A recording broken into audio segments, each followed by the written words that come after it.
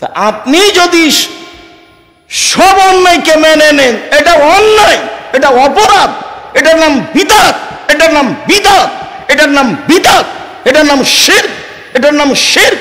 আপনার ছেলে বলতে পারে ওমা তোমার আকাশ, ওমা তোমার বাতাস, আমার প্রাণে বাজায় বাঁশি। আমার ছেলে মেয়ে বলবে না। আমি বলেছি তোর বাপের আকাশ। ঠাকুর বলছে ও কালিমা তোমার আকাশ, ও কালিমা তোমার বাতাস। আমি বলছি তোর বাপের আকাশ। 20 বছর আগে সিলেট কোর্টে 5,000 কোটি টাকার মামলা, ঠাকুরের নিন্দা করেছি। যারা মামলা করেছে ওকে আমি পশু প্রাণী, গরু ছাগল কুকুর ছিলের চেয়ে খারাপ প্রমাণ না করতে পারলে বক্তব্য দেব না। আরে ঠাকুর তো ইংরেজদের দালাল। যেদিন লাখ লাখ মুসলমান জেলখানায় নির্যাতিত খ্রিস্টানদের হাতে, সেদিন ঠাকুর সিগারেট টানে লন্ডনে। ঠাকুর আপনার জানি শত্রু, ঠাকুর আপনার মানি শত্রু, ঠাকুর আপনার ধর্মের শত্রু, ঠাকুর মুসলমানের শত্রু, ঠাকুর বাঙালির শত্রু, ঠাকুর ঢাকা বিশ্ববিদ্যালয়ের শত্রু। ঠাকুর আপনার প্রিয় হলো কি করে? ঠাকুর আপনার প্রিয় হলো কি করে? 1971 সাল থেকে এখন পর্যন্ত কোনো শিক্ষিত মানুষ শিক্ষামন্ত্রী হয়েছে? আমি বলেছি আমি জানি না কোনো শিক্ষিত মানুষ শিক্ষামন্ত্রী হয়েছে, তা আমার জানা নাই। শিক্ষামন্ত্রী পার্থক্য করতে পারেনি ঠাকুরের গান চলবে কিনা, তার শিক্ষার আমি কি দাম দিব? যাওয়ার সময় থেকে একটা বই দেখবেন, বইয়ের নাম হলো শিক্ষা বনাম জাহেলিয়াত। বইয়ের নাম কি? শিক্ষা বনাম জাহেলিয়াত। 1 থেকে নিয়ে 10 পর্যন্ত আপাতত লিখাকে নাকচ করা হয়েছে। বইয়ের নাম শিক্ষা বনাম জাহেলিয়াত। 1 মিনিট দেখাই, খুব কষ্ট পাবেন মনে হয়। ভাইজান একটু পিছিয়ে হটেন তো। ধরেন ঢাকা বিশ্ববিদ্যালয়ের বেগম রোকিয়া বলছে Dhaka train station, train station master ওই ট্রেন স্টেশনের প্ল্যাটফর্মে হাঁটছে। হাঁটতে হাঁটতে দেখছে যে কতগুলি বস্তা মনে হচ্ছে পর্দা দিয়ে কাপড় দিয়ে ঢাকা আছে। তখন স্টেশন মাস্টার পা দিয়ে লাথি মেরে বলছিল কি কি এতে কি বলছে বেগম রোকিয়া? আরে শোনো শোনো, ঢাকার কিছু পর্দাশীলা মহিলা এমন পর্দা করে যে আমাদের হজ করতে যাচ্ছি পর্দার ব্যাঘাত ঘটবে। আমরা যখন ট্রেন স্টেশনে বসে থাকবো তখন তোমরা আমাদের উপর দিয়ে চাদর দিয়ে ঢেকে দিও। তো এখন মহিলাগুলিকে চাদর দিয়ে ঢাকা আছে উপর থেকে। এখন ট্রেন স্টেশন মাস্টার বলছে যেগুলো কি? তো বললো যেগুলো ধানের বস্তা। তখন কি করে দেখছো? লাথি মেরে দেখছে। আপনি বেগম রোকেয়ার বই পড়ে দেখেন। আপনার কাছে প্রিয় মানুষ, আমার কাছে নয়। বেগম রোকেয়া বলেছে অবরোধবাসিনী। এখন বই পড়েন, বইয়ের নাম হচ্ছে কেন হবো অবরোধবাসিনী। আরে আমি তো অবরোধবাসিনী নই। আমি পড়তে পারি, আমি শ্বশুর বাড়ি যেতে পারি, আমি স্বামীর বাড়ি যেতে পারি, আমি ডাক্তারের কাছে যেতে পারি, আমি হজ করতে যেতে পারি, আমি উমরা করতে যেতে পারি, আমি অসুস্থ মানুষকে দেখতে যেতে পারি। আমি মহিলা হলে কি হবে? আমি তো হজ করতে যেতে পারি। আমি অবরোধবাসিনী হলাম কিভাবে? বুঝতে পারেননি কথা? আমি কি করে অবরোধবাসিনী হলাম? আপনার কাছে লিখিকা ভালো হতে পারে, আমার কাছে নয়। আমি আমার জীবনে কোনোদিন সরিষার সমান দাম দিনি, ঠাকুরকে আমি 1 পয়সা দাম দিনি। বঙ্কিমচন্দ্র রাজা রামমোহন রায় বিশেষভাবে বঙ্কিমচন্দ্র রাজসিংহ লেখে যা করেছে তা আপনি একটু দেখবেন না? নইলে বাড়িতে আছে, এখন উঠে গিয়ে আপনি দেখেন চেপে রাখা ইতিহাস। বইয়ের নাম কি? চেপে রাখা ইতিহাস। বইয়ের নাম কি? ইতিহাসের ইতিহাস আপনার বাড়িতে আছে। এইখানে এই গ্রামে যেটা লাইব্রেরি আছে খুললে ওখানে দেখেন আছে। বইয়ের নাম কি? চেপে রাখা ইতিহাস। বইয়ের নাম ইতিহাসের ইতিহাস। আপনাকে জ্বালিয়ে পুড়িয়ে ছাই করে রেখেছে, আপনাকে কবর দিয়েছে ঠাকুর। আপনার ছেলে সকালে উঠে বলে ওমা তোমার আকাশ, ওমা তোমার বাতাস। আপনি একটু ভাবলেন না ঠাকুর কাকে বলছে ওমা? আপনার একটু বিবেচনা কাজ করে না? আপনার বাচ্চার মুখখানে কেমনি আসতে পারে ও কালিমা তোমার আকাশ, ও কালিমা তোমার বাতাস? কালিমার আকাশ, কালিমার বাতাস। আমি আজ থেকে 20 বছর আগে বলেছি তোর বাপের আকাশ। নামাজে সারিবদ্ধ হয়ে, সলাতে সারিবদ্ধ হয়ে দাঁড়ানোর ব্যাপারে আল্লাহর নবী যত সতর্কতা অবলম্বন করেছেন, পৃথিবীর আর কোনো ইবাদতে, আর কোনো কাজে, আর কোনো আদেশে তত সতর্কতা অবলম্বন করেছেন তা বোঝা যায় না।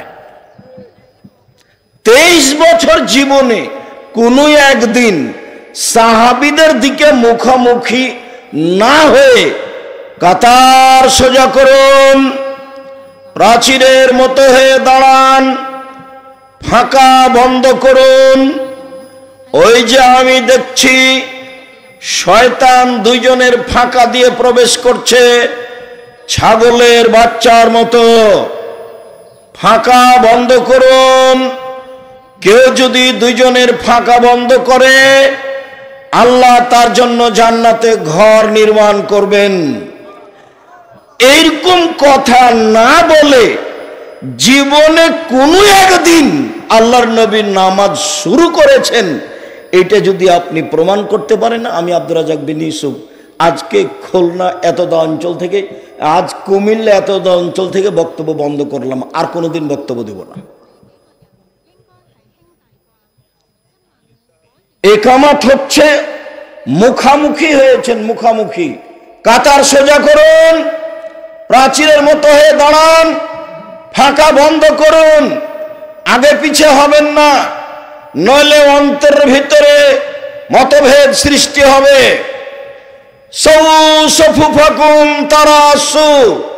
কাতার সোজা করুন, প্রাচীরের মতো হয়ে দাঁড়ান। এরকম বাক্য না বলে জীবনে কোনোদিন একদিন সালাত শুরু করেছেন, এটা আপনি প্রমাণ করবেন আজ থেকে কিয়ামত পর্যন্ত। আর আমি আপনারটা বলি, আপনি তো যে একটা ময়লা পাগড়ি পেঁচাচ্ছেন, ওর দিকে একামাত চলছে, একামাতের শেষের দিকে যেতে না যেতে আপনি বলেন আল্লাহু আকবার, এটা প্রমাণ করেন দেখি। কিয়ামত পর্যন্ত সময় থাকবে।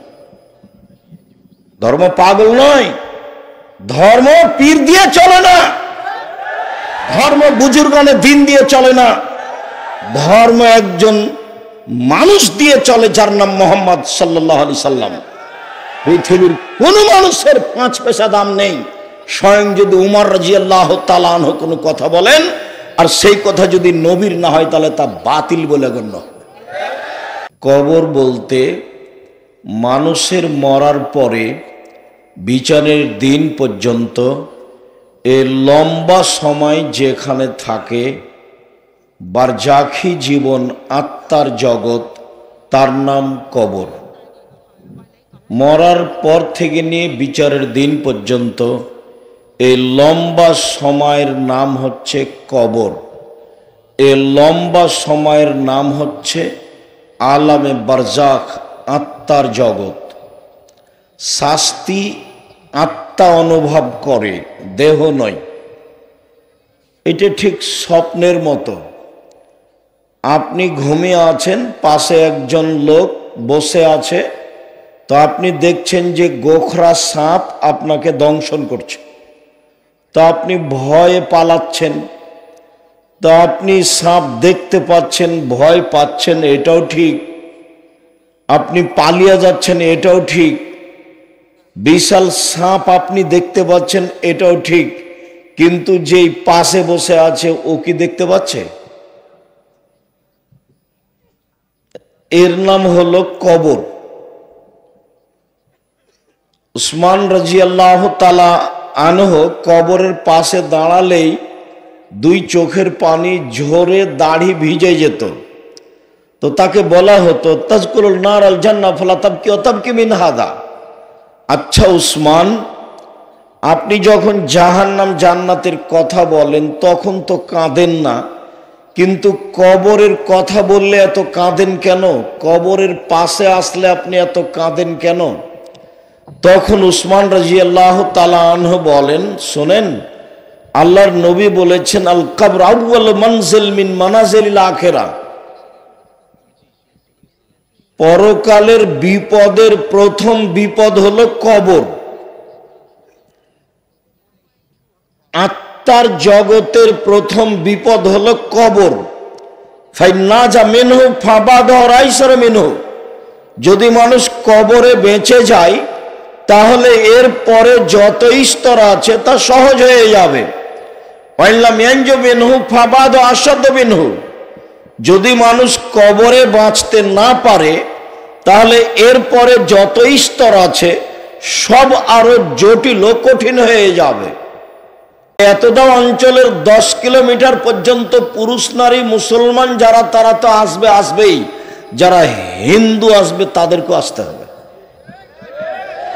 যারা হিন্দু আছে তাদেরকেও আসতে হবে। আপনার তো বহু দূরের কথা, আমি হিন্দুরও কিছু না কিছু উপকার করবো ইনশাআল্লাহ। জাতির যদি রাস্তাঘাট করে দিতে না পারি, জাতির যদি স্কুল কলেজ করে দিতে না পারি, জাতিকে চূড়ান্ত সঠিক ধর্ম দিতে পারবো ইনশাআল্লাহ। ধর্মের ব্যাপারে জাতিকে ফাঁকি দিয়ে পরকাল হারাতে রাজি নই। এই পাতা আমি পড়ি না, আপনার সামনে আমার কেসা কাহিনী বলার প্রয়োজন নেই। আব্দুল কাদের জেলানি চলে যাচ্ছেন, তো বলা হচ্ছে কোথায় যাচ্ছেন?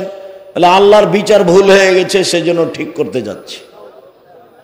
এই বক্তব্য আপনার সামনে পেশ করার আমার প্রয়োজন নেই। 90 সাল থেকে মাঠে আছি, কোনোদিন অপ্রয়োজনীয় বাক্য বলিনি। কেসা কাহিনী তো বহুদূরের কথা।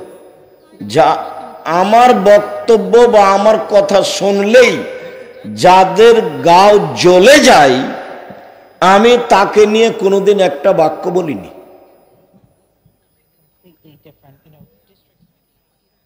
যে আমার নামটা সহ্য করতে পারে না, ওকে নিয়ে আমি জীবনে একটা বাক্য বলিনি। ওর মাযহাবকে নিয়ে আমি জীবনে একটা বাক্য বলিনি। একদিন নয়, 90 সাল থেকে নিয়ে এখন পর্যন্ত আমি মাযহাবের কোনো পাতায় পড়ি না। এখন পর্যন্ত 1 মিনিট নয়, 90 সাল থেকে নিয়ে এখন পর্যন্ত সব বক্তব্য চ্যালেঞ্জ। আর আপনি উঠলেই আর একজনের বদনাম নিয়ে শুরু করেন। আপনাকে আলেম ওলামা মানুষে বলে, আমি আব্দুর রাজ্জাক বিন ইউসুফ কোনোদিন বলিনি আপনাকে। আমি হঠাৎ করে যে বলে দিয়েছি যে আপনাকে আমি মানুষই মনে করি না, এটা হঠাৎ করে বলিনি। খালি যখন তখন পেঁচাল পাড়ে, যখন তখন পেঁচাল পাড়ে। তাই বলছে আপনাকে তো আমি মানুষই মনে করি না। বুঝে না ওরা অন্তর আছে, বুঝে না। দেখেও দেখে না ওরা চক্ষু আছে, দেখে না। শোনেও শোনে না ওরা কান আছে, শোনে না। উলাইকা কালানাম, তারা পশু প্রাণীর মতো, তারা গরু ছাগলের মতো, তারা কুকুর শ্রীর মতো। বালহুম আজাল, বরং তার চেয়ে খারাপ। আলেম হলেই যে ভালো মানুষ হবে এই কথা নয়। জাহান্নাম উদ্বোধন হবে হুজুর দিয়ে, হাদিস বুখারী মুসলিম। আর জান্নাত উদ্বোধন হবে মুহাম্মদ সাল্লাল্লাহু আলাইহি সাল্লামকে দিয়ে। জান্নাতের গেটে বড় অক্ষরে লেখা আছে, সর্বপ্রথমে যিনি জান্নাতে প্রবেশ করবেন তিনি হলেন মুহাম্মদ সাল্লাল্লাহু আলাইহি সাল্লাম। আর জাহান্নাম যে উদ্বোধন হবে হুজুর দিয়ে, তা বুখারী মুসলিমের হাদিস। বক্তব্যে উঠেই আপনি আর একজনের বদনাম করতে লাগলেন, কে আহলে হাদিস, কে কি, এই নিয়ে অত পেঁচাল জনগণ শোনে, আল্লাহ শোনে না। আর আপনি যদি আমার কথা বলেন তো আমার কথাটা পূর্বে আপনাকে আমি সরিষার সমানও হিসাব করি না। আপনার মুখটাই তো খারাপ, আপনার স্বভাবই খারাপ। আপনি শোনেন বক্তব্য, এখানে বিরোধিতা না করে বসে শোনেন। আমি যা বলছি এই মাটিতে অতীতে 50 বছরের চ্যালেঞ্জ থাকলো, অতীতের 50 বছর কোনদিন কোরআন হাদিসের আলোচনা হয়নি কেসা কাহিনী ছাড়া। কেসা কাহিনী বলে জাতির কি উপকার করতে চান আপনি? বলতে থাকেন আর জাতি চোখের পানি ঝরঝর করে ঝরাতে থাকে। কি যে বললেন! আমি তো আপনার বক্তব্যকে মনে করি পুথির গানের মতো। পুথির গান মানে 6 মাসের রাস্তা মর্দ 6 দিনে গেল, ঘোড়ায় চড়িয়ে মর্দ হাঁটিয়ে চলিল। এটা পুথির গান। আপনি যে বক্তব্য দিলেন মানুষ যে কাঁদছে, তো আপনি কি বললেন সেটা? ওটা কি? আপনি এখানে দাঁড়িয়েছেন জনগণকে বলবেন আমি আপনাদের সামনে আজকে খাওয়া ও পান করা নিয়ে বক্তব্য দিব, এ কথা বলেন। এই কথা বলে 2টা আয়াত অনুবাদ করেন আর রাসূলের পক্ষ থেকে 15-20টা হাদিস অনুবাদ করেন। তখন আমরা বুঝবো যে খাও পান করার নিয়ম রাসূলের পক্ষ থেকে এটা। আপনাকে বলি, আল্লাহর নবী বলেন কাফাবিল মারে কাযিবান আইহাদ্দিসা বিকুল্লি মা সামিয়া, মানুষ যেটা শোনে নবীর কথা বলে কোরআনের কথা বলে সেটাই যদি তদন্ত ছাড়া বলে দেয় তাহলে সে মিথ্যুক, আল্লাহর নবী বলছেন।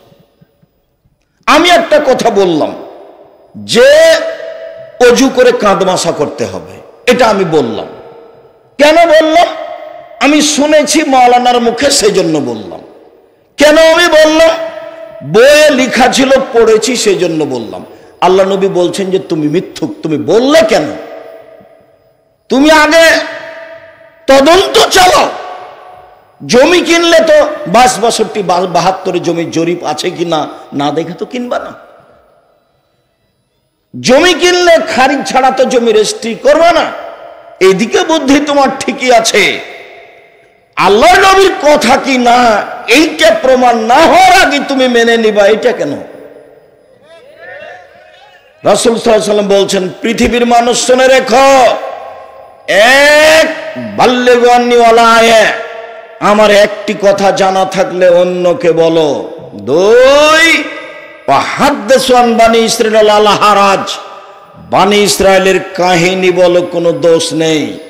তিন মান কাযাবা আলাইয়া মুতাআম্মিদান ফালিয়াতাবাওয়া মাকাদাহু মিনান নার, কেউ যদি কোনো কথা আমার নামে বলে, মুহাম্মদ সাল্লাল্লাহু আলাইহি ওয়াসাল্লাম বলছেন, কেউ যদি কোনো কথা আমার নামে লিখে, কেউ যদি কোনো কথা আমার নামে বলে, সেই কথা যদি আমার না হয় তাহলে তার থাকার জায়গা জাহান্নাম। পাগড়ি যত বড়ই হোক, জুব্বা যত বড়ই হোক, দাপট যতই থাক না কেন, রেহাই হবে না। ইন্দিরা গান্ধীর হাত পিছন দিকে বাঁধা থাকবে, কেউ খুলতে পারবে না। ফেরাউনের আল্লাহ বললেন পৃথিবীর মানুষ আতিউল্লাহ ওয়া আতির রাসূলা ওয়ালা তুবতিলু আমালাকুম, পৃথিবীর মানুষ আল্লাহকে মানো, পৃথিবীর মানুষ আল্লাহকে মানো, রাসূলকে মানো, তোমাদের আমল বাতিল করো না। 3 নম্বর বাক্যের সাথে আগের দুইটি বাক্যের মিল নেই। এইভাবে যদি আল্লাহ বলতেন তাহলে আমরা মিল বুঝতাম। এক, আল্লাহকে মানো, 2 রাসূলকে মানো, 3 তাহলে জান্নাত পাবা। মিল আছে কথার। এখন আল্লাহ এভাবে না বলে বলছেন, এক আল্লাহকে মানো, 2 নবীকে মানো, 3 তোমাদের আমল বাতিল করো না। কি হলো? বলছে যে কোরআন মাজিদে আল্লাহ বলছে যে মিলাদ করো। আপনি যে বললেন যে কোরআন মাজিদে আছে যে মিলাদ করো, তো কোরআন মাজিদে যদি মিলাদের কথা না থাকে আর আপনি যদি মিলাদ করেন তখন কি হবে? এক আল্লাহকে মানো, 2 রাসূলকে মানো, 3 তোমাদের আমল বাতিল করো না। বলছে যে আপনি শাহজালাল সিলেটির মাজারে এটা দেন তাহলে ভালো হয়ে যাবে। দেখুন দিলেন, তো এইটা যদি আল্লাহকে না মানা হয় তাহলে কি হবে? বাতিল হবে। আল্লাহকে মানো, যদি শিরক থাকে তাহলে আল্লাহকে মানা কেটে যাবে। 2 নবীকে মানো, যদি বিদআত থাকে তাহলে আমল বাতিল হবে। শিরক থাকলে আমল বাতিল হবে, বিদআত থাকলে আমল বাতিল হবে। মনে রাখবেন খুব ভালোভাবে, আমল পরে করেন, তাসবিহ দানায় তাসবিহ পরে গুনেন, 1000 দানার তাসবিহ দিয়ে তাসবিহ পরে গুনেন। আগে আপনি একটু ভালোভাবে জেনে নেন যে আমার তাসবিহ আসলে কবুল হবে কিনা। এইটা আলেম ওলামাকে জিজ্ঞাসা করেন। আমি আব্দুর রাজ্জাক বিন ইউসুফ আপনার মেশিনে তাসবিহ গণনা নিষেধ করতে আসিনি, 1000 দানার তাসবিহ গণনা নিষেধ করতে আসিনি। আপনি তাসবিহ গণনা করেন, মাগরিবের পরে আপনি 6 রাকাত সালাতুল আবিন পড়েন, আমি নিষেধ করতে আসিনি।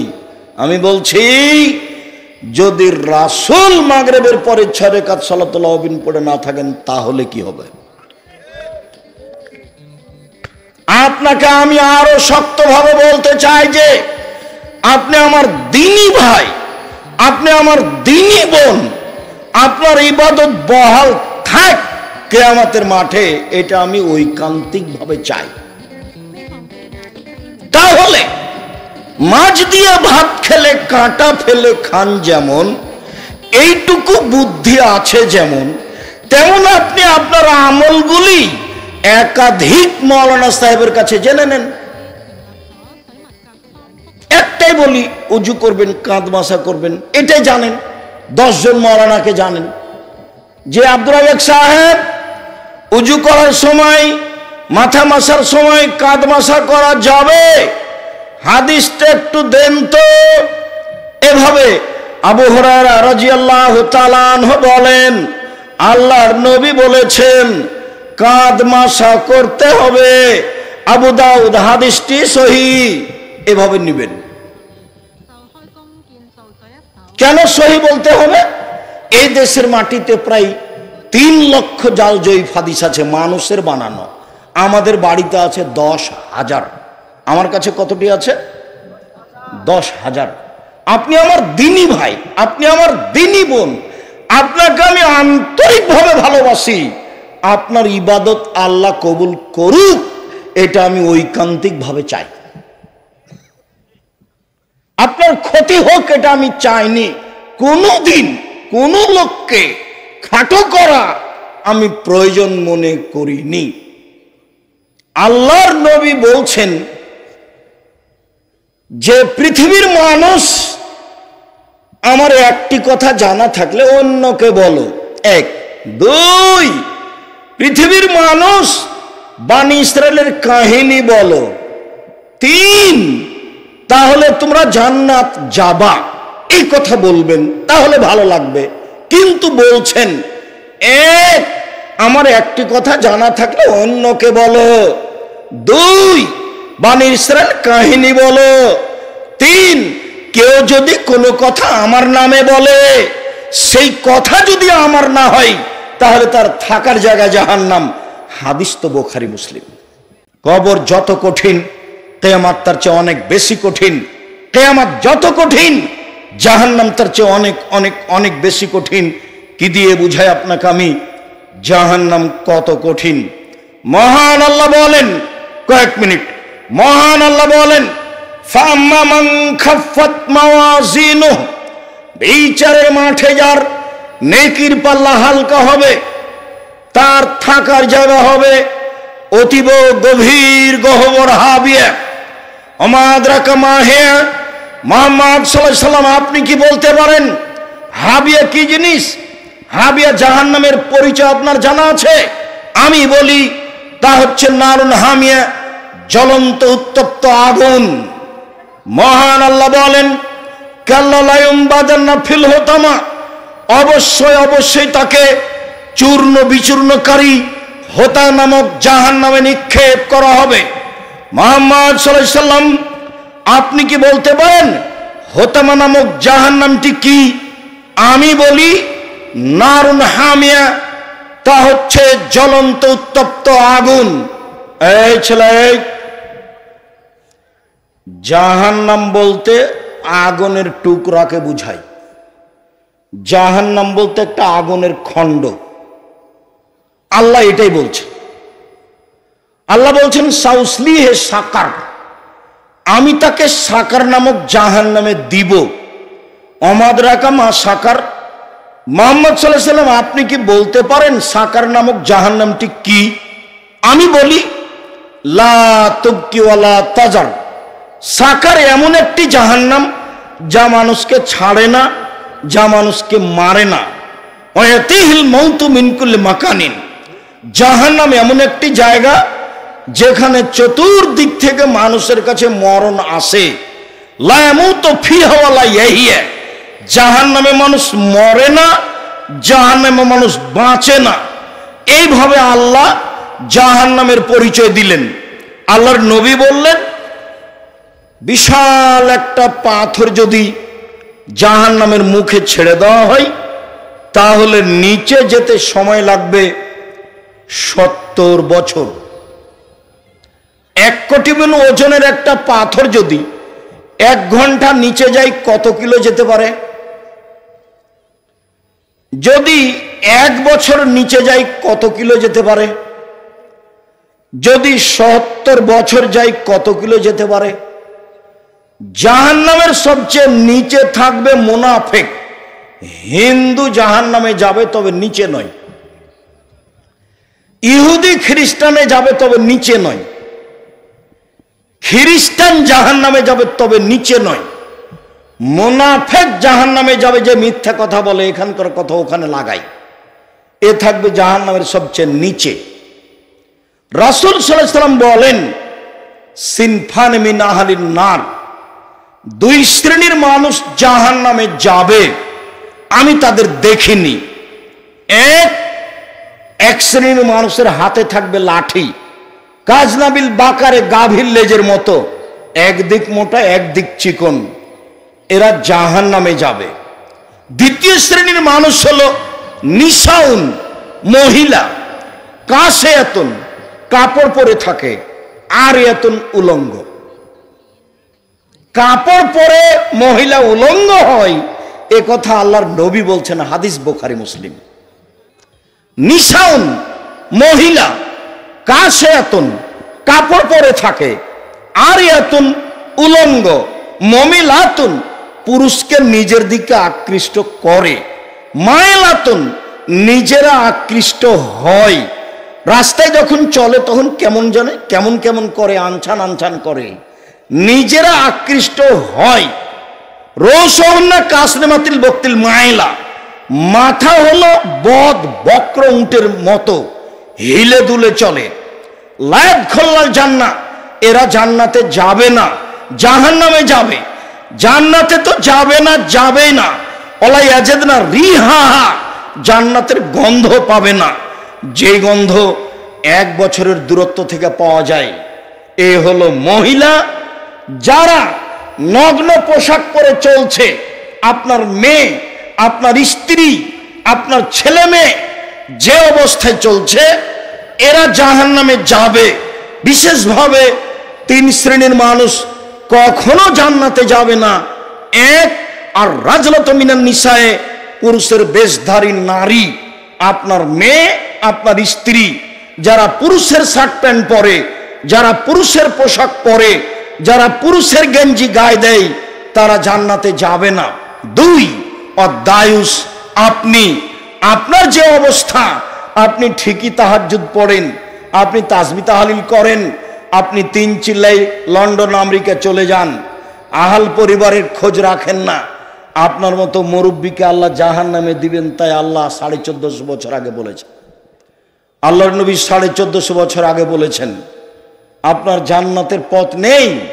ও মদমিনুল খামর, যারা নিয়মিত বিড়ি, তামাক, জর্দা, সিগারেট, গুল, নেশাদার দ্রব্য খায়, পান করে, তারা জান্নাতে যাবে না। আবার আল্লাহর নবী বলছেন, 3 শ্রেণীর মানুষের উপরে বিপদ নেমে আসবে। সন্ধ্যায় থাকবে মানুষ, সকালে হবে শোর বানর। 3 শ্রেণীর মানুষের উপরে বিপদ নেমে আসবে। সন্ধ্যায় থাকবে মানুষ, সকালে হবে শুকুর বানর। 1, যারা নিয়মিত নেশাদার দ্রব্য পান করে। 2, যারা বাদ্যযন্ত্র নিয়ে মত্ত থাকে। 3, মেয়েরা যখন নাচে, প্রায় সব মোবাইলে মেয়ে নাচে, প্রায় সব দোকানে মেয়ে নাচে, প্রায় সব বাড়িতে মেয়ে নাচে। কখন যে সকালে এদেরকে শোর অবস্থায় দেখা যাবে, বানর অবস্থায় দেখা যাবে বলা যায় না।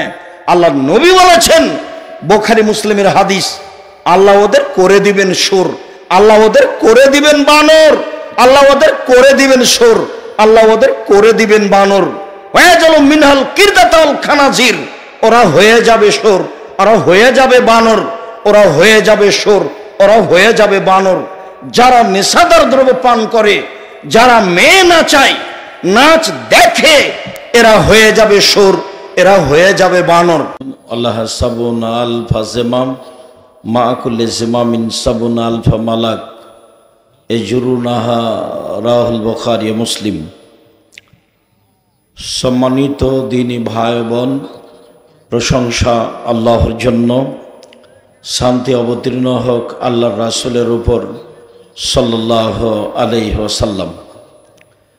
আজকের দিনী বৈঠকে পূর্বে ঘোষণা লিখিতভাবে অনুযায়ী বক্তব্যের বিষয় জাহান্নাম। জাহান্নাম যত কঠিন, কিয়ামত তার চেয়ে কিছু কম। কিয়ামত যত কঠিন, কবর তার চেয়ে কিছু কম। কবর যত কঠিন, কিয়ামত তার চেয়ে অনেক বেশি কঠিন। কিয়ামত যত কঠিন, জাহান্নাম তার চেয়ে অনেক অনেক অনেক বেশি কঠিন। কি দিয়ে বুঝায় আপনাকে জাহান্নাম কত কঠিন? মানুষ মরার পরে বাড়ির পিছনে বা কবরস্থানে যে কবর দেওয়া হয়, সেটাই যে কবর এ কথা নয়। যদি সেটাই কবর হতো, তাহলে যাকে বাঘে খেয়ে নিল তার কবর কোথায়? কবরস্থানের কবরই যদি কবর হয়, তাহলে যে আগুনে জ্বলে ছাই হয়ে গেল তার কবর কোথায়? কবর বলতে মানুষের মরার পরে বিচারের দিন পর্যন্ত এ লম্বা সময় যেখানে থাকে বারজাখি জীবন, আত্মার জগৎ, তার নাম কবর। মরার পর থেকে নিয়ে বিচারের দিন পর্যন্ত এই লম্বা সময়ের নাম হচ্ছে কবর। এই লম্বা সময়ের নাম হচ্ছে আলামে বারজাখ, আত্মার জগৎ। শাস্তি আত্মা অনুভব করে, দেহ নয়।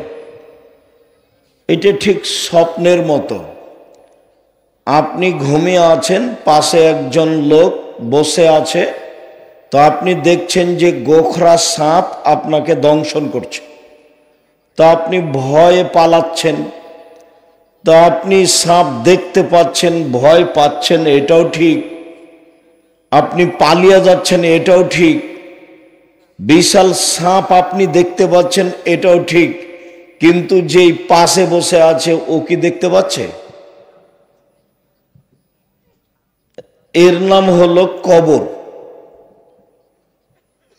উসমান রাদিয়াল্লাহু তাআলা আনহু কবরের পাশে দাঁড়ালেই দুই চোখের পানি ঝরে দাড়ি ভিজে যেত। তো তাকে বলা হতো তাজকুরুল নার আল জান্নাহ ফালা তাবকি ওয়া তাবকি মিন হাদা। আচ্ছা উসমান, আপনি যখন জাহান্নাম জান্নাতের কথা বলেন তখন তো কাঁদেন না, কিন্তু কবরের কথা বললে এত কাঁদেন কেন? কবরের পাশে আসলে আপনি এত কাঁদেন কেন? তখন উসমান রাদিয়াল্লাহু তাআলা আনহু বলেন, শোনেন, আল্লাহর নবী বলেছেন আল কবর আউয়াল মানজিল মিন মানাজিলিল আখিরাহ। পরকালের বিপদের প্রথম বিপদ হলো কবর। আত্মার জগতের প্রথম বিপদ হলো কবর। ফাইন্নাজা মিনহু ফাবাদা রাইসার মিনহু। যদি মানুষ কবরে বেঁচে যায়, তাহলে এর পরে যত স্তর আছে তা সহজ হয়ে যাবে। ওয়াইল্লাম ইয়ানজু মিনহু ফাবাদা আশাদ্দু মিনহু। যদি মানুষ কবরে বাঁচতে না পারে, তাহলে এর পরে যত স্তর আছে সব আরো জটিল ও কঠিন হয়ে যাবে।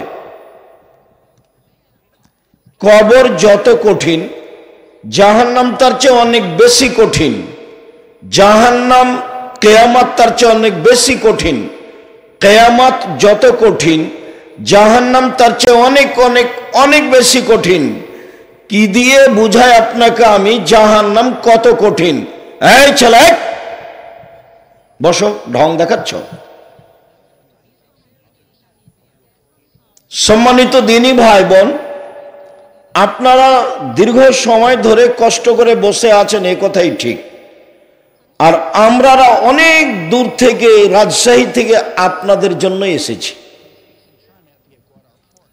যেহেতু আপনার জন্য এসেছি, কাজে আপনার কিছু সময় কষ্ট হলেও আপনি মেহমানকে আমাদেরকে মূল্যায়ন করো, তো দিন ধর্ম কিছু জানবো বুঝবো এই লক্ষ্যে কিছুক্ষণ অপেক্ষা করবেন। এটা আপনারও প্রয়োজন আর আমাদেরও দাবি। যারা রাস্তাঘাটে ঘুরে বেড়াচ্ছে, যেসব মহিলারা ঢং ঢং করে এসেছে, টিভি সিনেমা বন্ধ করে আবার চলে গেছে, এরা যে হুঁশিয়ার এ কথা নয়। আমি তো কখনো তাদেরকে শিক্ষিত মানুষই মনে করিনি, তো হুঁশিয়ার কি করে হতে পারে? আমি আব্দুর রাজ্জাক বিন ইউসুফ এসেছি, আমার একটা দাবি যে এতটা অঞ্চলের 10 কিলোমিটার পর্যন্ত পুরুষ নারী মুসলমান যারা, তারা তো আসবেই, যারা হিন্দু আসবে তাদেরকেও আসতে হবে, যারা হিন্দু আছে তাদেরকেও আসতে হবে। আপনার তো বহু দূরের কথা, আমি হিন্দুরও কিছু না কিছু উপকার করবো ইনশাআল্লাহ। জাতির যদি রাস্তাঘাট করে দিতে না পারি, জাতির যদি স্কুল কলেজ করে দিতে না পারি, জাতিকে চূড়ান্ত সঠিক ধর্ম দিতে পারবো ইনশাআল্লাহ। ধর্মের ব্যাপারে জাতিকে ফাঁকি দিয়ে পরকাল হারাতে রাজি নই। এই পাতা আমি পড়ি না। আপনার সামনে আমার কেসা কাহিনী বলার প্রয়োজন নেই। আব্দুল কাদের জেলানি চলে যাচ্ছেন, তো বলা হচ্ছে কোথায় যাচ্ছেন? বলে আল্লাহর বিচার ভুল হয়ে গেছে, সেজন্য ঠিক করতে যাচ্ছি। এই বক্তব্য আপনার সামনে পেশ করার আমার প্রয়োজন নেই। 90 সাল থেকে মাঠে আছি, কোনোদিন অপ্রয়োজনীয় বাক্য বলিনি। কেসা কাহিনী তো বহুদূরের কথা। যা আমার বক্তব্য বা আমার কথা শুনলেই যাদের গাও জ্বলে যায়, আমি তাকে নিয়ে কোনোদিন একটা বাক্য বলিনি।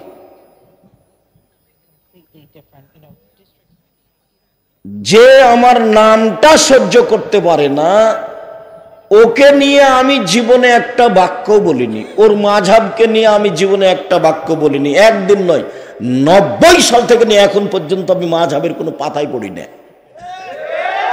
এখন পর্যন্ত 1 মিনিট নয়, 90 সাল থেকে নিয়ে এখন পর্যন্ত সব বক্তব্য চ্যালেঞ্জ। আর আপনি উঠলেই আর একজনের বদনাম নিয়ে শুরু করেন। আপনাকে আলেম ওলামা মানুষে বলে, আমি আব্দুর রাজ্জাক বিন ইউসুফ কোনোদিন বলিনি আপনাকে। আমি হঠাৎ করে যে বলে দিয়েছি যে আপনাকে আমি মানুষই মনে করি না, এটা হঠাৎ করে বলিনি। খালি যখন তখন পেঁচাল পাড়ে, যখন তখন পেঁচাল পাড়ে। তাই বলছে আপনাকে তো আমি মানুষই মনে করি না। বুঝে না ওরা অন্তর আছে, বুঝে না। দেখেও দেখে না ওরা চক্ষু আছে, দেখে না। শোনেও শোনে না ওরা কান আছে, শোনে না।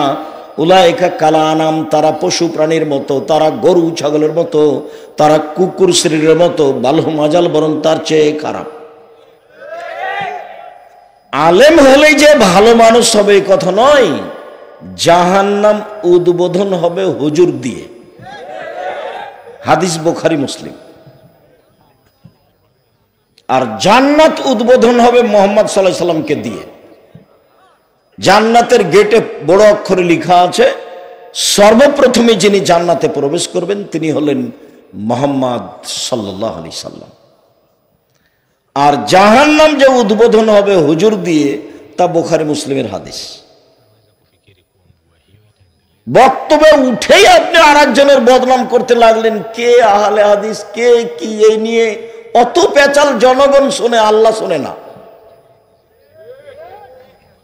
আর আপনি যদি আমার কথা বলেন, তো আমার কথাটা পূর্বে আপনাকে আমি সরিষার সমানও হিসাব করি না। আপনার মুখটাই তো খারাপ, আপনার স্বভাবই খারাপ। আপনি শোনেন বক্তব্য, এখানে বিরোধিতা না করে বসে শোনেন। আমি যা বলছি, এই মাটিতে অতীতে 50 বছরের চ্যালেঞ্জ থাকলো, অতীতের 50 বছর কোনদিন কোরআন হাদিসের আলোচনা হয়নি কেসা কাহিনী ছাড়া। কেসা কাহিনী বলে জাতির কি উপকার করতে চান আপনি? বলতে থাকেন আর জাতি চোখের পানি ঝরঝর করে ঝরাতে থাকে। কি যে বললেন! আমি তো আপনার বক্তব্যকে মনে করি পুথির গানের মতো। পুথির গান মানে 6 মাসের রাস্তা মর্দ 6 দিনে গেল, ঘোড়ায় চড়িয়ে মর্দ হাঁটিয়ে চলিল। এটা পুঁথির গান। আপনি যে বক্তব্য দিলেন মানুষ যে কাঁদছে, তো আপনি কি বললেন সেটা? ওটা কি? আপনি এখানে দাঁড়িয়েছেন জনগণকে বলবেন আমি আপনাদের সামনে আজকে খাওয়া ও পান করা নিয়ে বক্তব্য দিব, এ কথা বলেন। এই কথা বলে 2টা আয়াত অনুবাদ করেন, আর রাসূলের পক্ষ থেকে 15-20টা হাদিস অনুবাদ করেন।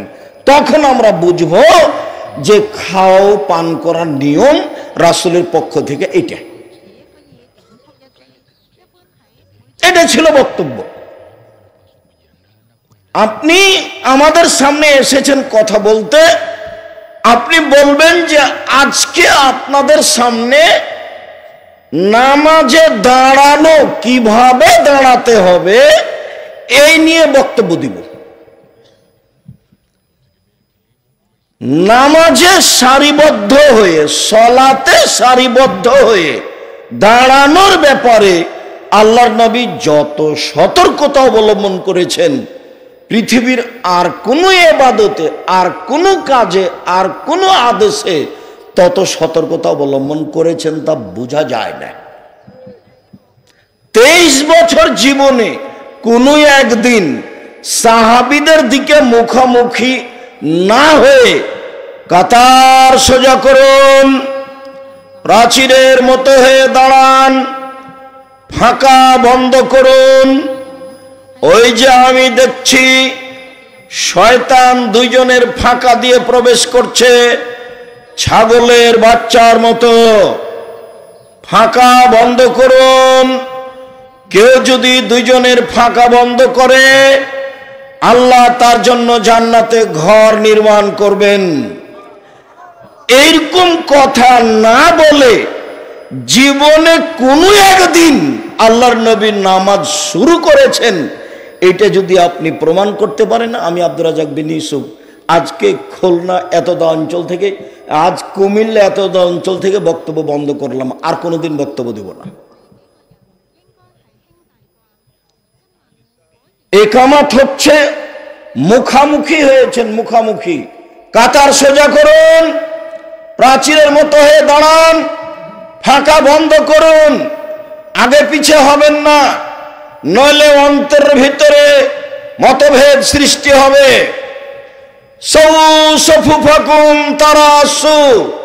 কাতার সোজা করুন, প্রাচীরের মতো হয়ে দাঁড়ান। এরকম বাক্য না বলে জীবনে কোনোদিন একদিন সালাত শুরু করেছেন, এটা আপনি প্রমাণ করবেন আজ থেকে কিয়ামত পর্যন্ত। আর আমি আপনারটা বলি, আপনি তো যে একটা ময়লা পাগড়ি পেঁচাচ্ছেন, ওর দিকে একামত চলছে, একামতের শেষের দিকে যেতে না যেতে আপনি বলেন আল্লাহু আকবার, এটা প্রমাণ করেন দেখি। কিয়ামত পর্যন্ত সময় থাকবে। ধর্ম পাগল নয়, ধর্ম পীর দিয়ে চলে না, ধর্ম বুজুর্গানে দিন দিয়ে চলে না, ধর্ম একজন মানুষ দিয়ে চলে যার নাম মোহাম্মদ সাল্লাল্লাহু আলাইহি সাল্লাম। পৃথিবীর কোন মানুষের 5 পয়সা দাম নেই। স্বয়ং যদি উমর রাদিয়াল্লাহু তাআলা আনহু কোনো কথা বলেন, আর সেই কথা যদি নবীর না হয়, তাহলে তা বাতিল বলে গণ্য। সম্মানিত দিনী ভাই বোন, আমি জানি না আপনি কেন আসলেন, কেন চলে গেলেন, আপনি কেন রাস্তায় রাস্তায় হাঁটছেন, আপনি দোকানে আড্ডা পিটছেন কেন, নিজেকে পশু প্রাণীর মতো মনে করছেন কেন, নিজেকে গরু ছাগলের মতো মনে করছেন কেন? আপনি খুব ভালোভাবেই জানেন যে আব্দুর রাজ্জাক বিন ইউসুফ আজকে আসছেন, তার ছেলেরা আসছে, দেখি কি বলেন, কাকে গালি দেয়, কাকে নিন্দা করে, একটু শুনি না। 5 মিনিট সময় দিবেন, এসেছেন ভদ্রতা বজায় রেখে। জায়গা না থাকলে দাঁড়িয়ে হোক, জায়গা থাকলে বসে হোক, যেভাবে সম্ভব চলাচল বন্ধ করে, কথাবার্তা বন্ধ করে, লেনদেন বন্ধ করে, মোবাইল বন্ধ করে গুরুত্বপূর্ণ আলোচনা শোনার জন্য চেষ্টা করুন। আপনার কিছু না কিছু উপকার করবই করব ইনশাআল্লাহ। সূচনায় আপনাকে বলি, আল্লাহর নবী বলেন, কাফাবিল মারে কাদেবান আইহাদ্দেসা বিকুল্লি মা সামিয়া। মানুষ যেটা শোনে, নবীর কথা বলে, কোরআনের কথা বলে, সেটাই যদি তদন্ত ছাড়া বলে দেয় তাহলে সে মিথ্যুক। আল্লাহ নবী বলছেন। আমি একটা কথা বললাম যে অজু করে কাঁদমাশা করতে হবে, এটা আমি বললাম। কেন বললাম? আমি শুনেছি মাওলানার মুখে, সেজন্য বললাম। কেন আমি বললাম? বইয়ে লেখা ছিল, পড়েছি, সেজন্য বললাম। আল্লাহ নবী বলছেন যে তুমি মিথ্যুক, তুমি বললে কেন? তুমি আগে তদন্ত চালাও। জমি কিনলে তো 62-72 জমির জরিপ আছে কিনা না দেখে তো কিনবা না। জমি কিনলে খারিজ ছাড়া তো জমি রেজিস্ট্রি করবে না। এদিকে বুদ্ধি তোমার ঠিকই আছে, আল্লাহ নবীর কথা কি না এইটা প্রমাণ না হওয়ার আগে তুমি মেনে নিবা, এটা কেন? রাসূল সাল্লাল্লাহু আলাইহি ওয়াসাল্লাম বলছেন, পৃথিবীর মানুষ শুনে রেখো, এক বাল্লিগু আন্নী ওয়ালা আয়া, আমার একটি কথা জানা থাকলে অন্যকে বলো। দুই, ওয়াহাদ্দিসু আন বানি ইসরাঈল আলা হারাজ, বানি ইসরায়েলের কাহিনী বলো, কোনো দোষ নেই। তিন, মান কাযাবা আলাইয়া মুতাআম্মিদান ফালিয়াতাবাওয়া মাকাদাহু মিনান নার, কেউ যদি কোনো কথা আমার নামে বলে, মুহাম্মদ সাল্লাল্লাহু আলাইহি ওয়াসাল্লাম বলছেন, কেউ যদি কোনো কথা আমার নামে লিখে, কেউ যদি কোনো কথা আমার নামে বলে, সেই কথা যদি আমার না হয় তাহলে তার থাকার জায়গা জাহান্নাম। পাগড়ি যত বড়ই হোক, জুব্বা যত বড়ই হোক, দাপট যতই থাক না কেন, রেহাই হবে না। ইন্দিরা গান্ধীর হাত পিছন দিকে বাঁধা থাকবে, কেউ খুলতে পারবে না। ফেরাউনের হাত পিছন দিকে বাঁধা থাকবে, কেউ খুলতে পারবে না। মহারানী ভিক্টোরিয়া এলিজাবেথের হাত পিছন দিকে বাঁধা থাকবে, কেউ খুলতে পারবে না। আর পিছন দিকে হাত বেঁধেই জাহান্নামে নিয়ে যাওয়া হবে। তো বিচারের মাঠে কি পালিয়ে যাবে যে পিছন দিকে হাত বাঁধা থাকবে? সারা পৃথিবীর মানুষকে দেখানোর জন্য যে দেখো অপরাধী কাকে বলে, খুলতে বলো দেখি, খুলুক না। অমুকের চরিত্র ফুলের মতো পবিত্র, ওরা কই? ওরা একটু খুলতে পারে না। এটা দেখানোর জন্য বিচারের মাঠে জাহান্নামের হাত বেঁধে জাহান্নামে নিয়ে যেতে হবে। এটা আল্লাহর কেন প্রয়োজন হলো? শক্তির কি অভাব পড়েছে? ফেরেশতার কি অভাব পড়েছে? হাত বেঁধে নিয়ে যাওয়া হবে। কোরআন মাজিদের আয়াত, খুজুহু ফাগুল্লুহু সুম্মা জাহিম সাল্লুহু, এদের ধরো, এদের শিকলবন্দি করো, এদের টেনে হেঁচড়ে জাহান্নামে নিয়ে যাও। এই আদেশ কোরআন মাজিদের আয়াত। কি এমন সমস্যা? কোথায় পালাবে ফেরাউন? কোথায় পালাবে আপনার ইন্দিরা গান্ধী? কোথায় পালাবে? এ কি আপনাদের দেশের নেত্রী যে সময় 45 মিনিট? এটা তো আর বিচারের মাঠ নয়। বিচারের মাঠ থেকে কেউ পালাতে পারবে না। ভিন্ন জায়গা। কবর যত কঠিন, কিয়ামত তার চেয়ে অনেক অনেক অনেক বেশি কঠিন। কিয়ামত যত কঠিন, জাহান্নাম তার চেয়ে অনেক অনেক অনেক বেশি কঠিন। কি দিয়ে বুঝায় আপনাকে আমি জাহান্নাম কত কঠিন? সম্মানিত দ্বীনি ভাই বোন, আর একটু, আল্লাহ বললেন পৃথিবীর মানুষ আতিউল্লাহ ওয়া আতির রাসূলা ওয়ালা তুবতিলু আমালাকুম, পৃথিবীর মানুষ আল্লাহকে মানো, পৃথিবীর মানুষ আল্লাহকে মানো, রাসূলকে মানো, তোমাদের আমল বাতিল করো না। 3 নম্বর বাক্যের সাথে আগের 2টি বাক্যের মিল নেই। এইভাবে যদি আল্লাহ বলতেন তাহলে আমরা মিল বুঝতাম। 1, আল্লাহকে মানো, 2, রাসূলকে মানো, 3, তাহলে জান্নাত পাবা। মিল আছে কথার। এখন আল্লাহ এভাবে না বলে বলছেন 1, আল্লাহকে মানো, 2, নবীকে মানো, 3, তোমাদের আমল বাতিল করো না। কি হলো? বলছে যে কোরআন মাজিদে আল্লাহ বলছে যে মিলাদ করো। আপনি যে বললেন যে কোরআন মাজিদে আছে যে মিলাদ করো, তো কোরআন মাজিদে যদি মিলাদের কথা না থাকে আর আপনি যদি মিলাদ করেন তখন কি হবে? এক, আল্লাহকে মানো, দুই, রাসূলকে মানো, তিন, তোমাদের আমল বাতিল করো না। বলছে যে আপনি শাহজালাল সিলেটির মাজারে এটা দেন, তাহলে ভালো হয়ে যাবে। দেখুন দিলেন, তো এইটা যদি আল্লাহকে না মানা হয় তাহলে কি হবে? বাতিল হবে। আল্লাহকে মানো, যদি শিরক থাকে তাহলে আল্লাহকে মানা কেটে যাবে। দুই, নবীকে মানো, যদি বিদআত থাকে তাহলে আমল বাতিল হবে। শিরক থাকলে আমল বাতিল হবে, বিদআত থাকলে আমল বাতিল হবে।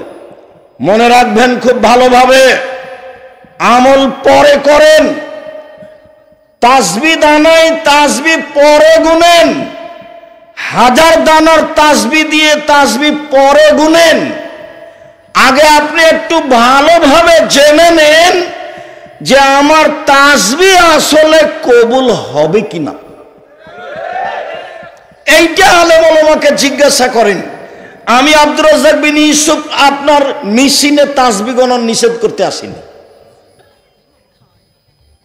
1000 দানার তাসবিহ গণনা নিষেধ করতে আসিনি।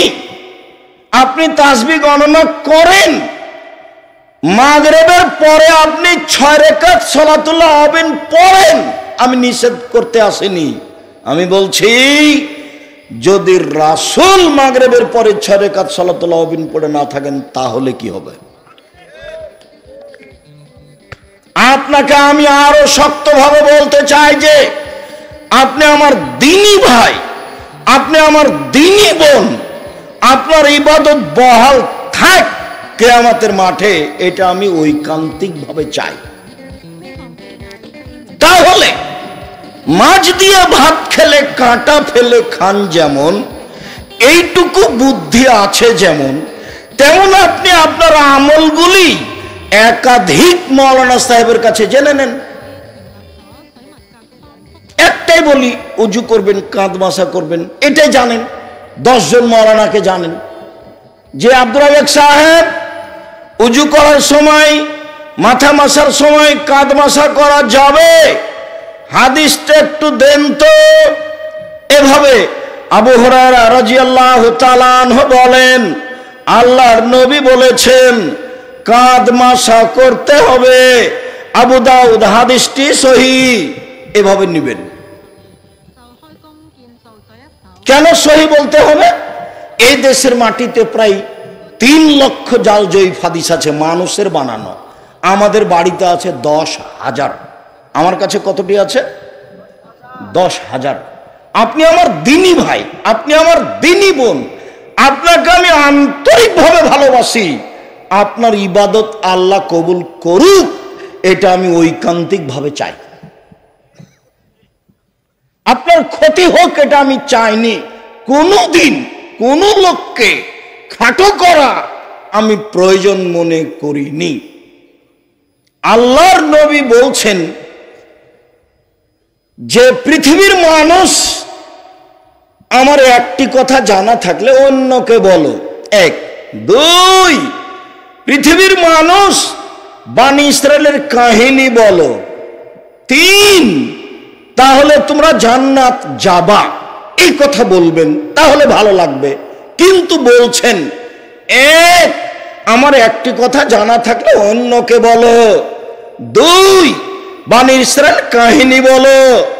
3, কেউ যদি কোনো কথা আমার নামে বলে, সেই কথা যদি আমার না হয় তাহলে তার থাকার জায়গা জাহান্নাম। হাদিস তো বুখারী মুসলিম। আপনি অনুবাদ করেন, আপনি আপনার কাছে যে বাংলা মেশকাত আছে তাতে দেখেন, ইলমের আলোচনাতে আপনি দেখেন। আমার দেখার কি প্রয়োজন? বাংলা ভাষায় লেখা আছে, আপনি দেখবেন। মনে রাখবেন, শিরক করলে সব নেকি নষ্ট হয়ে যায়, আল্লাহ বলেছেন। শিরক করলে আল্লাহকে অপমান করা হয়, শিরক করলে আল্লাহকে খাটো করা হয়। বিদআত করলে ইবাদত কবুল হয় না। বিদআত করলে রাসূলকে অপমান করা হয়। বিদআত ঠেকায় সামনের দিক, আর শিরক ঠেকায় পিছনের দিক। বোঝা গেল না মনে হয়? আপনি হজ করতে গেছেন, মাশাআল্লাহ ভালো হজ করেছেন, টাকা পয়সা ছেলেপিলে দিয়েছে, ভালোই দিয়েছে। তো এখন আপনি ঢাকা বিমানবন্দরে নেমে গোলাপ শাহের মাজার, নাকি ওটা গোলাপ শাহের মাজার গুলিস্তানে, ওখান দিয়ে আসছেন। তো বলছে আব্বু গাড়িটা থামাও তো। তারপর 10 টাকা বের করে গোলাপ শাহের মাজারে দিয়ে দিলেন। এখন যদি আপনার হজের একটা নেকি থাকে, তাহলে ইসলাম ধর্ম মিথ্যা। প্রমাণ করেন দেখি। আমি আব্দুর রাজ্জাক বলে গেলাম জাতির সামনে, ঘরে বলিনি। আর যদি আপনি ঢাকা বিমানবন্দরেই বলেন লাব্বাইক আল্লাহুম্মা লাব্বাইক লাব্বাইক লা শারীকা লাক লাব্বাইক ইন্নাল হামদা ওয়া নি'মাতা লাকাল মুলক লা শারীকা লাক, আমি তোমার দরবারে উপস্থিত, আমি তোমার দরবারে উপস্থিত, প্রশংসা তোমার, অনুগ্রহ তোমার, রাজত্ব তোমার, কোনো শরীক নাই তোমার। খুব বললেন ঢাকায়।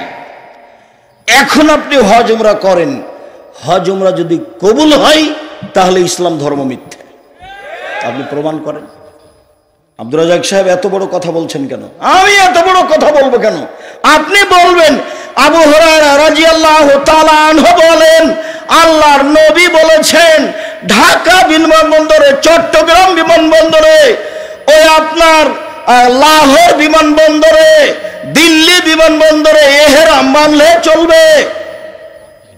মোটা কথা, মোটা কথা বুঝি না, মোটা কথা। উনি তো বলেছেন ভারত বাংলাদেশ পাকিস্তান ইয়ামানবাসীর জন্য এলামলাম।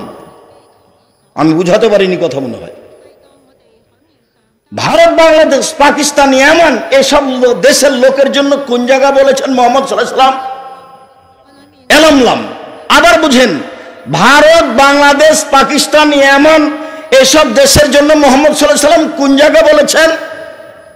এলামলাম। তো আপনি কেন বললেন ঢাকা? ঢাকা তো বিমান তো এখন এলামলামের উপর দিয়ে চলে যায়। তো এলামলামের উপর দিয়ে যখন যাবে তখন বৈমানিক বলবে যে আপনারা এহরাম বাঁধেন। আজও বলে, ওই বিমানবালা মেয়েগুলি বলে এহরাম এহরাম এহরাম, এভাবে চিল্লাই। তা আপনি তো সুন্দর করে পোশাক পরে আছেন। 1 মিনিট আপনাকে বলি, কষ্ট নিয়েন না। আমাদেরকে জিদ্দা থেকে নামিয়ে 2024-এ মদিনায় নিয়ে চলে গেছে। তার মানে আমাদেরকে উমরা করতে দেয়নি।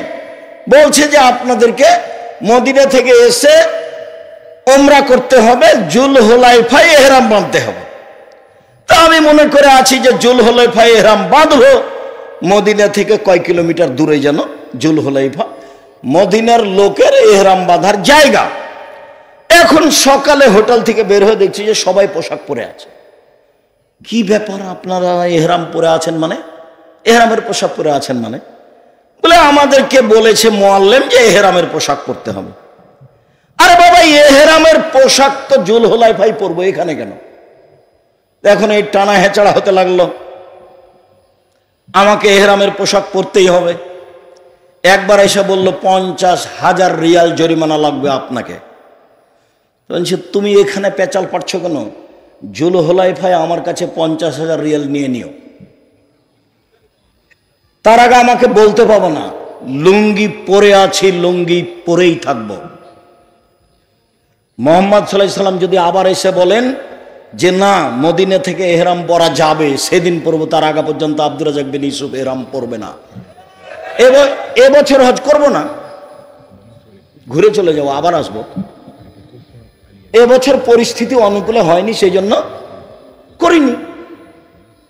অবাক কথা, আমি রাসূলের নিয়মের উল্টা করব না। হজ করতে এসে যদি না পারি ফিরে যাব। আমি মাস্ক পরব না করোনায় ভাগ্য বাড়ানোর জন্য, যা হবে হবে। বলছি যে আপনি যখন এতে নামবেন দুবাইয়ে, তখন 3,000 রিয়াল জরিমানা লাগবে। আমি আগে লাগুক তো, তারপরে দেখব। তা আমি তো আলহামদুলিল্লাহ মানুষের কাছে টাকা নিয়ে চলতে হবে এরকম প্রয়োজন আল্লাহ আমার কাছে কোনোদিন রাখেনি।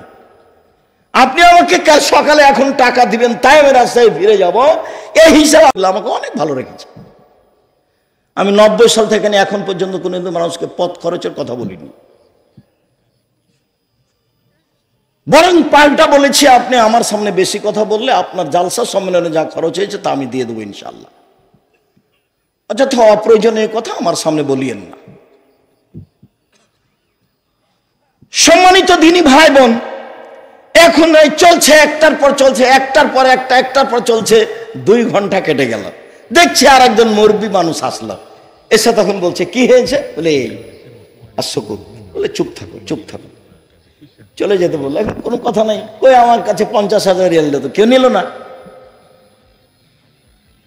তা আপনি যদি সব অন্যায়কে মেনে নেন, এটা অন্যায়, এটা অপরাধ, এটার নাম বিদআত, এটার নাম বিদআত, এটার নাম বিদআত, এটার নাম শিরক, এটার নাম শিরক। আপনার ছেলে বলতে পারে ওমা তোমার আকাশ, ওমা তোমার বাতাস, আমার প্রাণে বাজায় বাঁশি। আমার ছেলে মেয়ে বলবে না। আমি বলেছি তোর বাপের আকাশ। ঠাকুর বলছে ও কালিমা তোমার আকাশ, ও কালিমা তোমার বাতাস। আমি বলছি তোর বাপের আকাশ। 20 বছর আগে সিলেট কোর্টে 5,000 কোটি টাকার মামলা, ঠাকুরের নিন্দা করেছি। যারা মামলা করেছে ওকে আমি পশু প্রাণী, গরু ছাগল কুকুর ছিলেনের চেয়ে খারাপ প্রমাণ না করতে পারলে বক্তব্য দেব না। আরে ঠাকুর তো ইংরেজদের দালাল। যেদিন লাখ লাখ মুসলমান জেলখানায় নির্যাতিত খ্রিস্টানদের হাতে, সেদিন ঠাকুর সিগারেট টানে লন্ডনে। ঠাকুর আপনার জানি শত্রু, ঠাকুর আপনার মানি শত্রু, ঠাকুর আপনার ধর্মের শত্রু, ঠাকুর মুসলমানের শত্রু, ঠাকুর বাঙালির শত্রু, ঠাকুর ঢাকা বিশ্ববিদ্যালয়ের শত্রু। ঠাকুর আপনার প্রিয় হলো কি করে? ঠাকুর আপনার প্রিয় হলো কি করে? 1971 সাল থেকে এখন পর্যন্ত কোনো শিক্ষিত মানুষ শিক্ষামন্ত্রী হয়েছে? আমি বলেছি আমি জানি না, কোনো শিক্ষিত মানুষ শিক্ষামন্ত্রী হয়েছে তা আমার জানা নাই। শিক্ষামন্ত্রী পার্থক্য করতে পারেনি ঠাকুরের গান চলবে কিনা, তার শিক্ষার আমি কি দাম দিব? যাওয়ার সময় থেকে বই দেখবেন, বইয়ের নাম হলো শিক্ষা বনাম জাহেলিয়াত। বইয়ের নাম কি? শিক্ষা বনাম জাহেলিয়াত। 1 থেকে 10 পর্যন্ত আপাতত লেখাকে নাকচ করা হয়েছে। বইয়ের নাম শিক্ষা বনাম জাহেলিয়াত। 1 মিনিট দেখাই, খুব কষ্ট পাবেন মনে হয়। ভাইজান একটু পিছিয়ে হটেন তো। ধরেন ঢাকা বিশ্ববিদ্যালয়ের বেগম রোকিয়া বলছে ঢাকার Dhaka train station, train station master ওই ট্রেন স্টেশনের প্ল্যাটফর্মে হাঁটছে। হাঁটতে হাঁটতে দেখছে যে কতগুলি বস্তা মনে হচ্ছে পর্দা দিয়ে কাপড় দিয়ে ঢাকা আছে। তখন স্টেশন মাস্টার পা দিয়ে লাথি মেরে বলছিল কি কি এতে কি বলছে বেগম রোকিয়া? আরে শোনো শোনো, ঢাকার কিছু পর্দাশীলা মহিলা এমন পর্দা করে যে আমাদের হজ করতে যাচ্ছি পর্দার ব্যাঘাত ঘটবে। আমরা যখন ট্রেন স্টেশনে বসে থাকবো তখন তোমরা আমাদের উপর দিয়ে চাদর দিয়ে ঢেকে দিও। তো এখন মহিলাগুলিকে চাদর দিয়ে ঢাকা আছে উপর থেকে। এখন ট্রেন স্টেশন মাস্টার বলছে যেগুলো কি? তো বললো যেগুলো ধানের বস্তা। তখন কি করে দেখছো? লাথি মেরে দেখছে। আপনি বেগম রোকেয়ার বই পড়ে দেখেন। আপনার কাছে প্রিয় মানুষ, আমার কাছে নয়। বেগম রোকেয়া বলেছে অবরোধবাসিনী। এখন বই পড়েন, বইয়ের নাম হচ্ছে কেন হবো অবরোধবাসিনী। আরে আমি তো অবরোধবাসিনী নই। আমি পড়তে পারি, আমি শ্বশুর বাড়ি যেতে পারি, আমি স্বামীর বাড়ি যেতে পারি, আমি ডাক্তারের কাছে যেতে পারি, আমি হজ করতে যেতে পারি, আমি উমরা করতে যেতে পারি, আমি অসুস্থ মানুষকে দেখতে যেতে পারি। আমি মহিলা হলে কি হবে? আমি তো হজ করতে যেতে পারি, আমি অবরোধবাসিনী হলাম কিভাবে? বুঝতে পারেননি কথা? আমি কি করে অবরোধবাসিনী হলাম? আপনার কাছে লিখিকা ভালো হতে পারে, আমার কাছে নয়। আমি আমার জীবনে কোনোদিন সরিষার সমান দাম দিনি, ঠাকুরকে আমি 1 পয়সা দাম দিনি।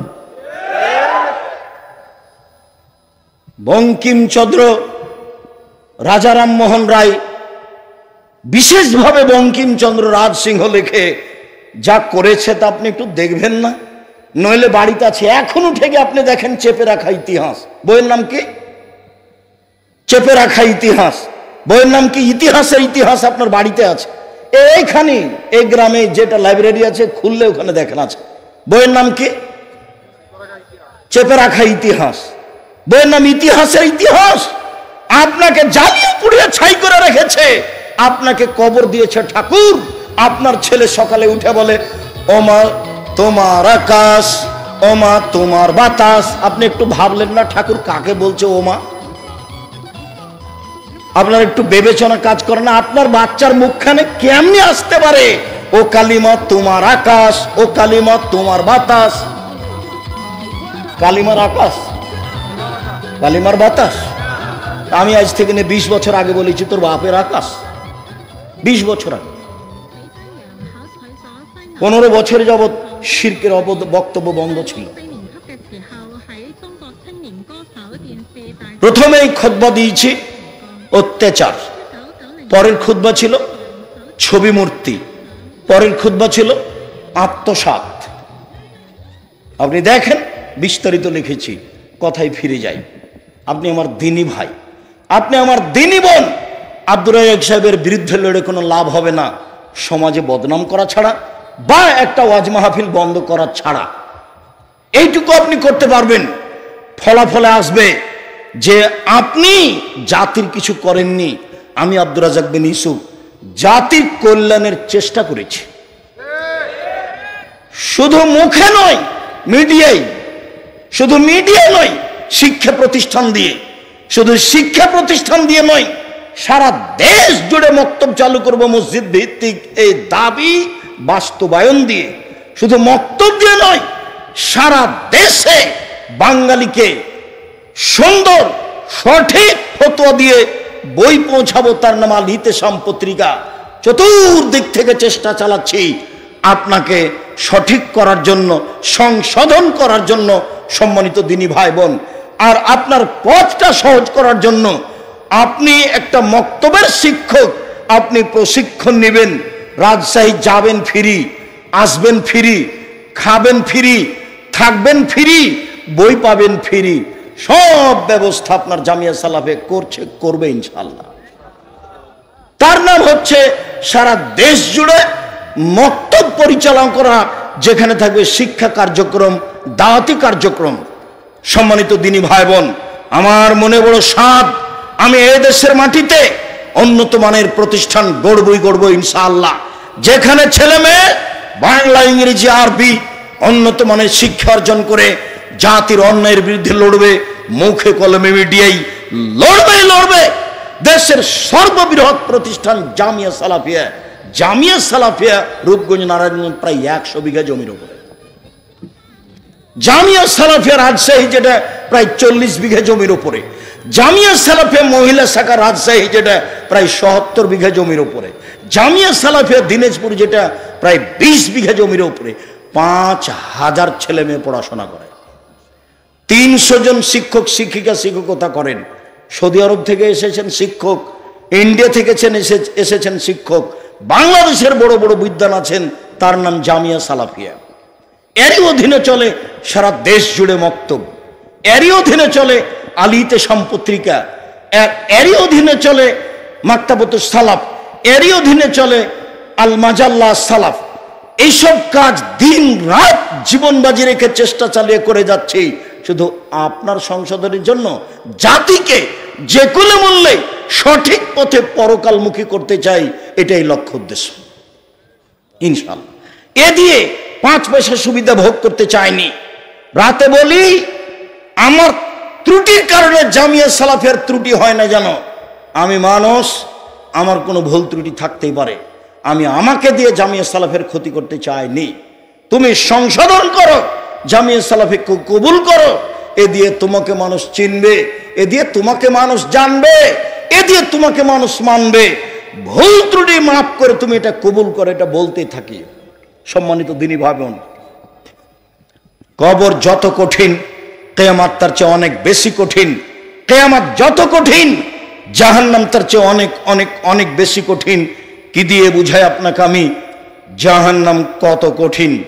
মহান আল্লাহ বলেন, কয়েক মিনিট, মহান আল্লাহ বলেন ফাম্মা মান খাফফাত মাওয়াজিনুহু, বিচারের মাঠে যার নেকির পাল্লা হালকা হবে, তার থাকার জায়গা হবে অতীব গভীর গহ্বর হাবিয়া।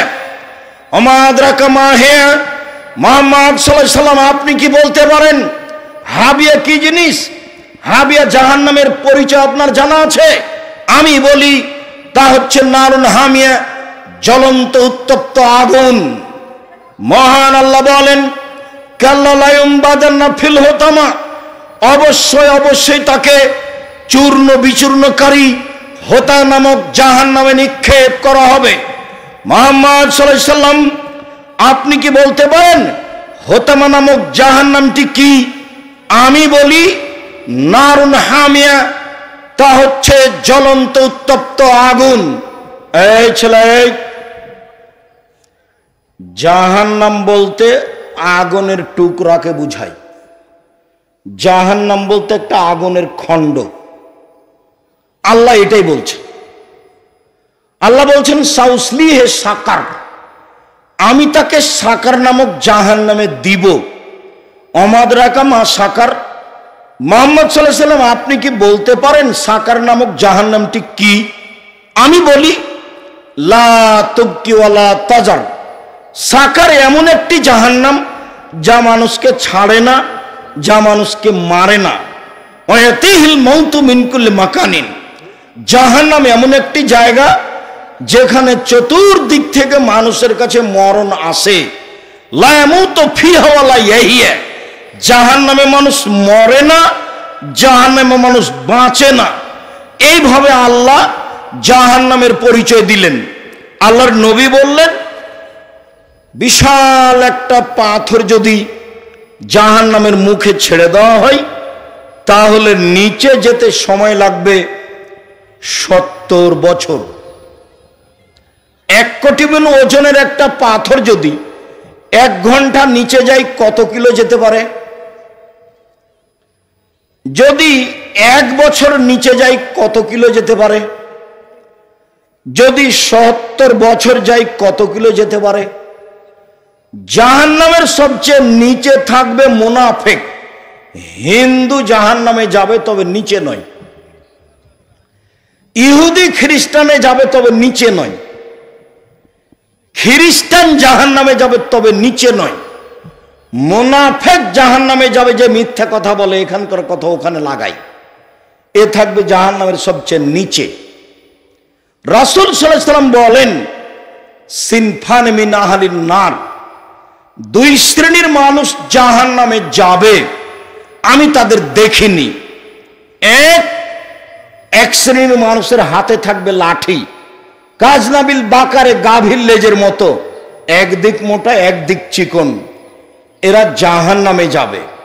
দ্বিতীয় শ্রেণীর মানুষ হলো নিসাউন, মহিলা, কাসিয়াতুন, কাপড় পরে থাকে, আর এতুন, উলঙ্গ। কাপড় পরে মহিলা উলঙ্গ হয় এ কথা আল্লাহর নবী বলছেন, হাদিস বুখারী মুসলিম। নিসাউন মহিলা, কাসিয়াতুন কাপড় পরে থাকে, আর এতুন উলঙ্গ, মমিলাতুন পুরুষকে নিজের দিকে আকৃষ্ট করে, মাইলাতুন নিজেরা আকৃষ্ট হয়। রাস্তায় যখন চলে তখন কেমন জানে কেমন কেমন করে, আনছান আনছান করে, নিজেরা আকৃষ্ট হয়। রৌসহন্না কাসনেমাতিল বক্তিল মাইলা, মাথা হলো বদ বক্র উটের মতো, হিলে দুলে চলে। লায়াত খোল্লাল জান্না, এরা জান্নাতে যাবে না, জাহান্নামে যাবে। জান্নাতে তো যাবে না, যাবেই না। ওলা ইয়াজিদনা রিহাহা, জান্নাতের গন্ধ পাবে না, যে গন্ধ 1 বছরের দূরত্ব থেকে পাওয়া যায়। এ হলো মহিলা যারা নগ্ন পোশাক পরে চলছে। আপনার মেয়ে, আপনার স্ত্রী, আপনার ছেলে মেয়ে যে অবস্থায় চলছে, এরা জাহান্নামে যাবে। বিশেষভাবে 3 শ্রেণীর মানুষ কখনো জান্নাতে যাবে না। এক, আর রাজলাত মিনান নিসায়ে, পুরুষের বেশধারী নারী, আপনার মেয়ে, আপনার স্ত্রী, যারা পুরুষের শার্ট প্যান্ট পরে, যারা পুরুষের পোশাক পরে, যারা পুরুষের গেঞ্জি গায়ে দেয়, তারা জান্নাতে যাবে না।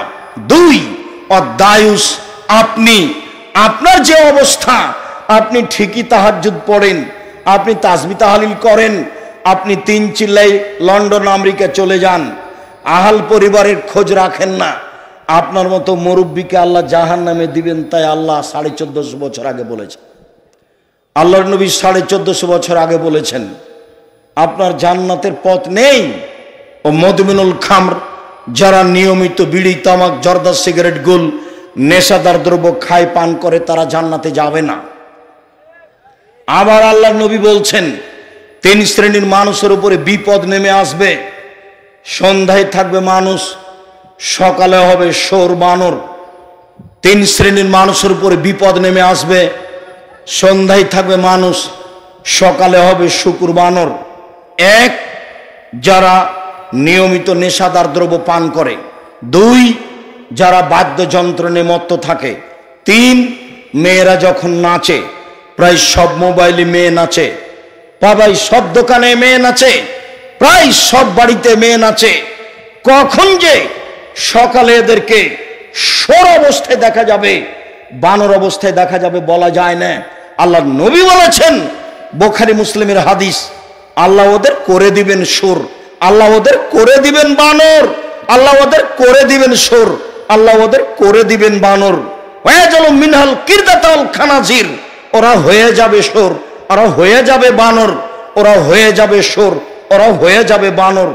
যারা নেশাদার দ্রব্য পান করে, যারা মেয়ে নাচায়, নাচ দেখে, এরা হয়ে যাবে সুর, এরা হয়ে যাবে বানর। 1 মিনিট কথা শেষ করে দিই, শুনুন। আল্লাহর নবী একটু বলতে পারতেন যে তারা হয়ে যাবে গরু ছাগল, তারা হয়ে যাবে কুকুর শ্রীগাল, তারা হয়ে যাবে সাপ ব্যাং। এই কথা বললেন না কেন? বললেন কেন বানর? বললেন কেন শোর?